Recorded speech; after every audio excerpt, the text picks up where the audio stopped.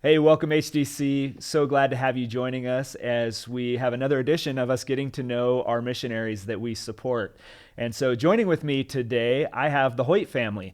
We have Spencer, Cassidy, and Gemma, who is good until she's on camera. So Literally the yeah. moment.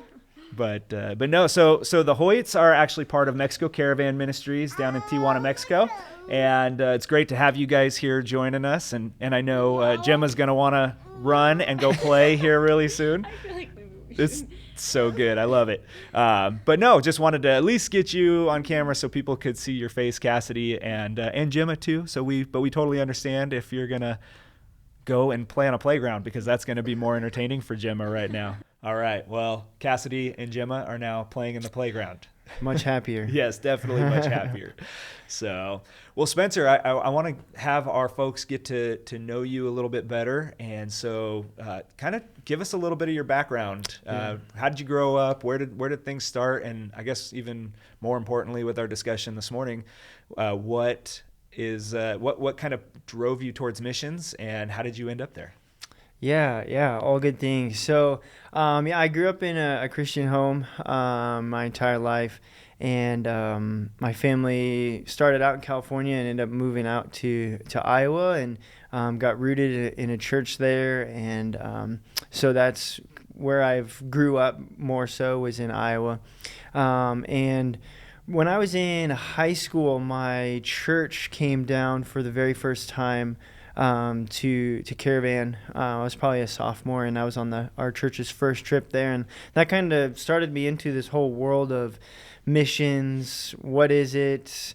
Why does it matter? You know, kind of dipping my toes in there, and so I actually went down to Caravan twice during high school, and that second time was really when I felt like there was just more of a desire that the Lord was putting within me to go serve overseas or whatever that might look like. At that time, I really had no idea. When I graduated from high school, I came down as an intern. Mm-hmm. For a year outside high school, and that's really where started catching that vision more of why does missions matter, and started to kind of find my place in God's heart for the world, and so just really started pursuing full-time ministry, and eventually came full circle and got to be down there as the director right now. Yeah, that's super cool. And yeah, I think that's what's awesome with your story is you started going down to Mexico Caravan Ministries as a high school student. And then, just to see that kind of come full circle to where you are now the daily operations director there. Right. And so how cool is it to see, God work through an organization, but then also like now you're a part of that in a very unique and powerful way. And so, yeah. So you met Cassidy. When did you meet her? Yeah, so we met in college. So after I was that year internship, and I went to a small Christian college in Nebraska, and that's where we met. We were both in the missions program, and there wasn't very many guys in the missions program, so she had Lucky a small you. pool. Yeah, more women than guys, and so and that's where we met and started dating from there. And now she's originally from Kansas, and so it was kind of almost meeting in the middle there in Nebraska. And so we've been married for 6 years now. And Gemma is a year and a half. Mm-hmm. She was born in Mexico, so she's dual citizen. So everyone down there always loves to hear that. It's an easy conversation starter. Yeah. And then we have been the directors at Caravan for this summer was 3 years. Very cool. Yeah, that's awesome. So you guys are both going to Bible college. You're both doing a missions emphasis. So missions is like on the horizon for you guys. You guys at that point kind of probably felt like God was leading you towards that and you're taking the next step. Yeah. But then you guys get married and the opportunity, I guess you can say, to go to Caravan comes about. What did that discussion look like between the two of you? Like when God says, like, this is where I want you, how do you guys come to the decision of like, yeah, we're in? Right. Because that's a big change. So Wait, there's a difference between Iowa and Mexico? I know, it's Okay, surprising, yeah. right? From cornfields to desert, Right. It's a big difference. Yeah, I think really it was kind of stair stepping is how it happened. So after we graduated, it was like, okay, Lord, we know that you've impressed on us that, missions is something that you want us to do, but where, how, sort of that thing. And so I first took a job at my church. I was the youth and missions pastor, and during that time I was finishing my master's, and so we were trying to just slowly get there. And then when the opportunity was presented for us to come down and we were starting to have those conversations, it was like, okay, is this the direction that we've been leading, or do we have the skills? I mean, you never have all the skills. Do we have enough of the skills to be able to do that? And we intentionally had not purchased a house. We'd intentionally not started having kids because we knew we wanted to not have anything that would like be a speed bump or something that would like cause us to like double check if this was something. We wanted to wait until we were on the field, which maybe sounds opposite of some people, but that way we could just be more sure. So there was less things to figure out on that end, and we just really, the opportunity was there. We had been in discipleship with all of the youth group and missions, and so that just kind of felt natural almost to lead into that. Yeah, that's awesome. Yeah, so HDC has partnered with Mexico Caravan Ministries now for, I don't know, the better part of 10 years, just in different capacities. So we've, over that time, I mean, we probably brought close to, well over 100 students down there over that time frame. So maybe some of those students that have gone are familiar with Caravan and what you guys do there, but there's probably quite a few people that are listening that have no idea. So share with our folks a little bit about what Mexico Caravan Ministries does and how you do it and all that kind of good stuff. Yeah, no, that's perfect. Excuse me. So Caravan is very unique in that it is a short-term mission trip. And that appeals very much so to youth, to just the church today. Is a short-term trip where people can go, they can serve, they can meet needs in the community. And we do that by building small structures for families. Oftentimes, they either don't have anything, their house is burned down, or what they do have is basically just trash or scrap wood that they've found and they've pieced together to have what they would call their home. Right. And so we... by word of mouth, people come to us and ask for homes like that. And so we build those. We also go to different orphanages that we're partnered with. We serve food with our groups out at a local dump. People live and work in there, and so we go and serve them and get to really kind of show groups that experience of what it looks like, because the neighbor, right, it's so close, but the life is so different. Yeah, absolutely. And so even that contrast, getting people out of their comfort zone, and then also though the key piece, that's what we do, but what we're really about is teaching about missions, teaching about how to get engaged with that, whether you're going to be going yourself or whether it's something that you're going to be here at home supporting those that do go, financially, prayerfully, those sort of things. Because I know for myself, before I went down to Caravan in high school and in all the experience since then, really, in my mind, missionaries were people who went and they told about Jesus to people who didn't know. And that was basically the extent of my knowledge of what missionaries did. Right.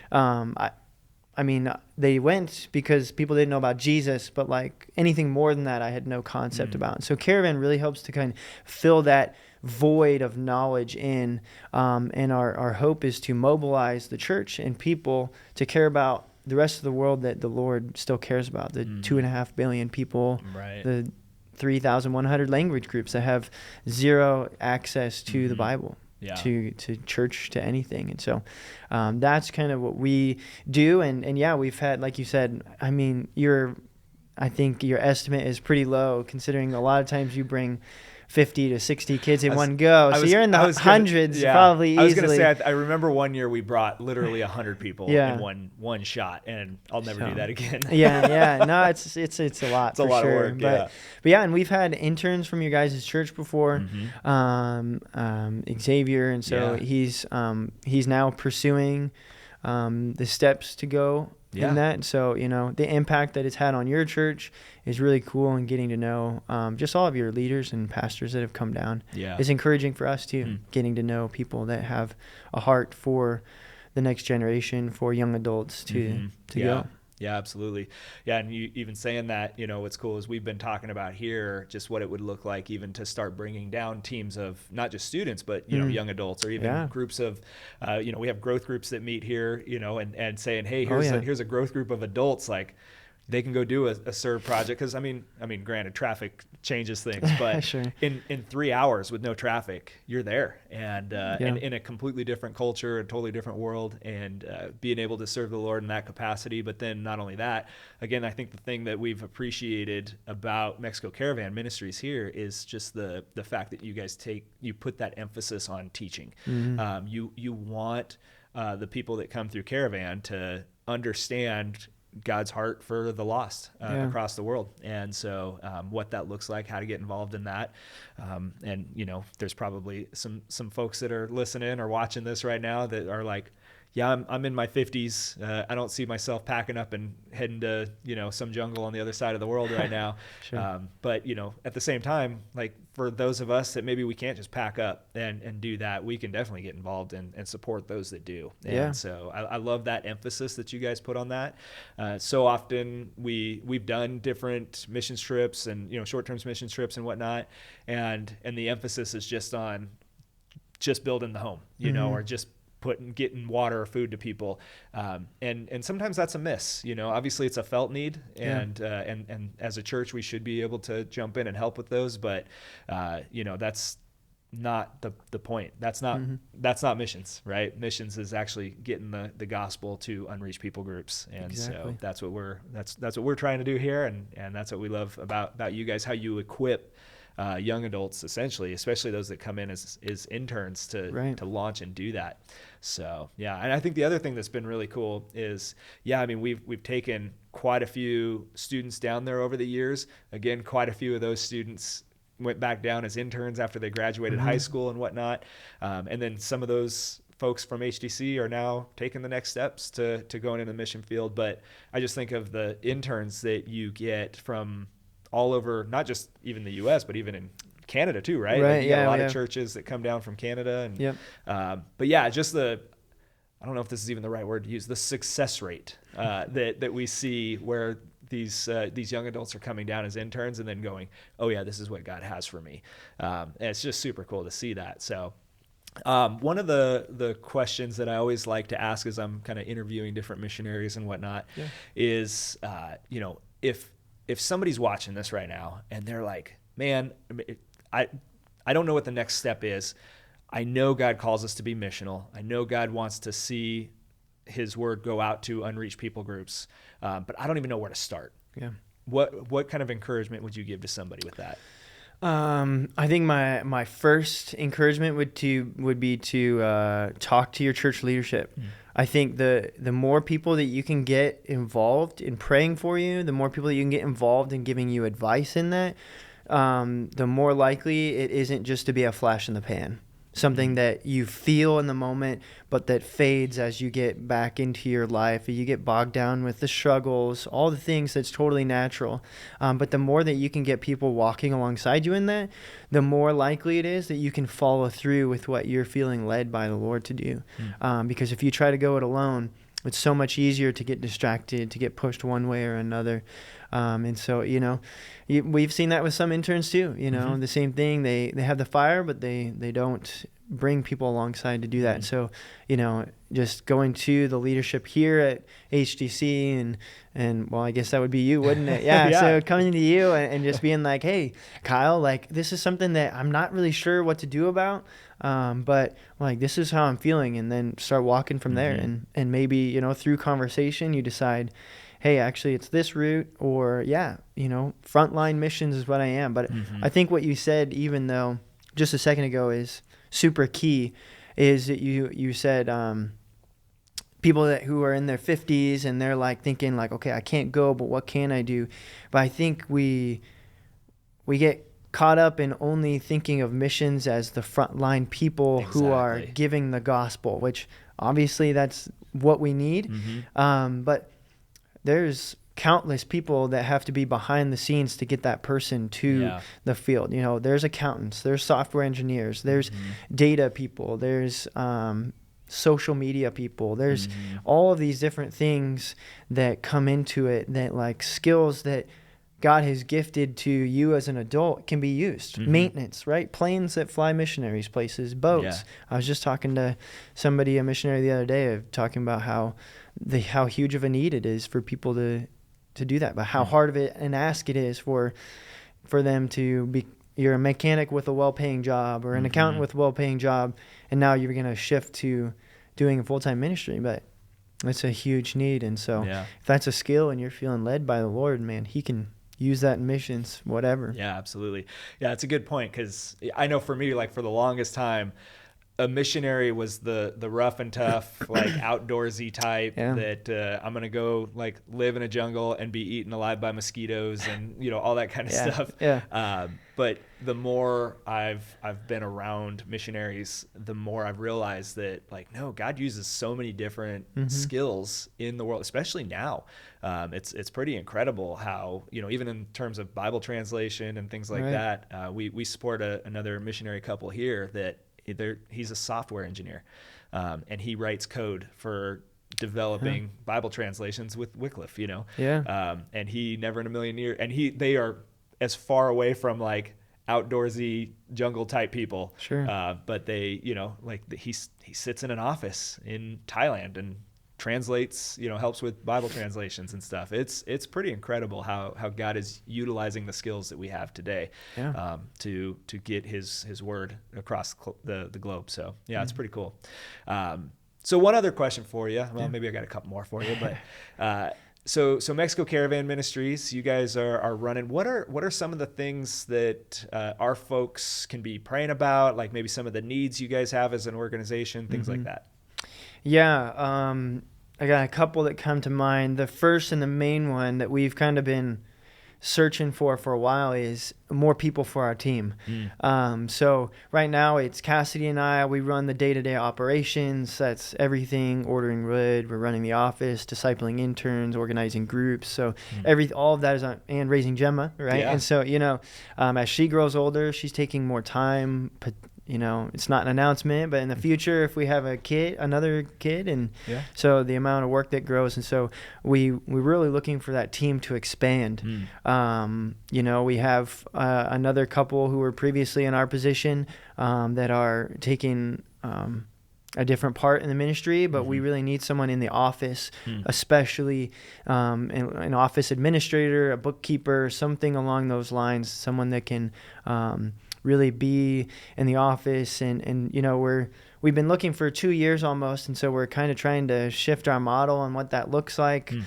Volunteer, needing to be in the office, can they do things remotely with some occasional coming down, and so we're really trying to open up the book there to more possibilities, because as time goes on, that's really a huge need to take off the burden off of us so that we can continue to focus on the mobilization and the discipleship of the groups and the interns, because we don't want to get bogged down by all the admin stuff that we aren't actually able to put the work into the groups that come down there. So I'd say that's really our main drive right now, is that we would love to have somebody that can also do maintenance stuff, somebody who has some knowledge on that, some handyman stuff, knowledge about vehicles, if they can even diagnose. And that position, I think we'd love if someone could fill that on a permanent basis, but I think even someone who can come down on a semi-regular basis, even, if they come down maybe 1-2 days, stay over the weekend or something, and they're able to just like diagnose our vehicles, even if they don't. Someone who retired even, they're an old mechanic, they can say, hey, this is wrong. take it to a mechanic. Yeah. Because, I can do some stuff, but I'm really Sure. not very good at diagnosing. Gotcha. And so Yeah. that just falls on me. Yeah. It's, we tend to forget, like, you guys have a bunch of work trucks. I mean, haul 12 lumber, vehicles 12 of them. total. Yeah. That's crazy. So yeah, it's a huge need. So yeah, I would say if you're interested in something like that, reach out to me. Maybe you're thinking I've got some skills in the office that I can, be a benefit to Caravan, or you're handy, mechanical, things like that. I'd love to connect with you because then I can get you connected with Spencer here, and get you pointed in the right direction. And yeah, it's cool too because I think it's a good opportunity for folks to be involved in global mission work that's happening 3 hours down the road. Right, exactly. I mean, it's crazy. Yeah. So not to mention the fact that we think we know good tacos because we live in Southern California, but they're on another level when you're down there. So it is. Yeah. It is. Yeah. I don't know if it's the environment or what it is, but man, it's good. Well, and even just a glass Coke, right? Right. It maybe doesn't taste that much different from Coke in the States, but when it comes out of a cold glass bottle, it just hits different. Yeah. You're making me want to go down there right now, just get some lunch. Maybe I'll have to when I head back down, grab some for you guys. Yeah. Nice. Very cool. But yeah, and I think the only other piece that we always look for are people who are willing to support the ministry, both prayerfully and financially, Mm-hmm. And so that's how we run. That's how we're able to keep costs down. And thank you to you guys and to HDC. You guys, church gives regularly to us to be able to help make that happen. And so we really appreciate that. Yeah, that's a huge help to us and a blessing to us to be able to count on you guys. Nice. Yeah. Well, we're excited to be able to do that and partner with you in that. So, well, one last question for you, just for you and the family. What are some ways we as a church can be praying for you? Even as we were kind of talking about that on our way up, just kind of brainstorming, what are some ways? And I really think it goes hand in hand with our ask for somebody in the office, because right now that burden pretty much falls on Cassidy on top of everything else that she's doing, and she feels that weight, and that's not what she went to school for. Yeah. That's not her skill, so she has to work even harder to be good at it. And I think that adds that stress and burden to us as a whole, the three of us, and just takes away from what we can do. And so honestly, praying for that to be filled would be huge. And then just that we would continue to find a balance. I think that's the ask for a lot of people in ministry, is finding the balance between the work and our family and raising Gemma and making sure that she gets the attention that she needs. Yeah, absolutely. Yeah, I get it.